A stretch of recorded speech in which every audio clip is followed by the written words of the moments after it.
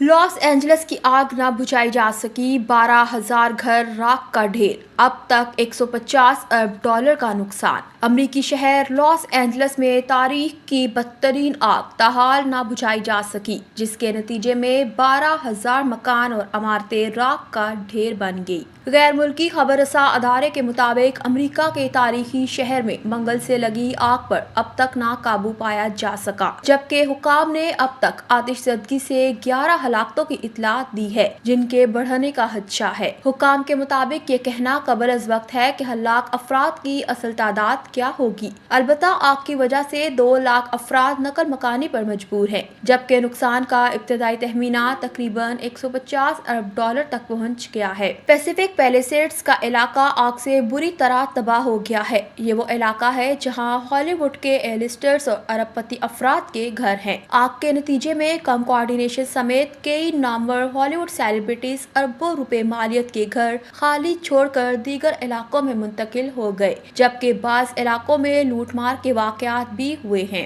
دوسری جانب صورتحال سے نمٹنے کے لیے حکام نے پیلیسیڈز اور ایٹن کے علاقوں میں رات کے وقت کرفیو نافذ کر دیا ہے۔ ادھر ہوا کا دباؤ کم ہونے پر فائر فائٹرز کو آگ پر قابو پانے میں بھی کسی حد تک کامیابی ملی ہے۔ لاوازی ریاست کے گورنر نیوسم نے استعفیٰ مانگنے والے ڈونلڈ ٹرمپ کو متاثرہ ریاست آ کر خود جائزہ لینے کی دعوت دے دی ہے۔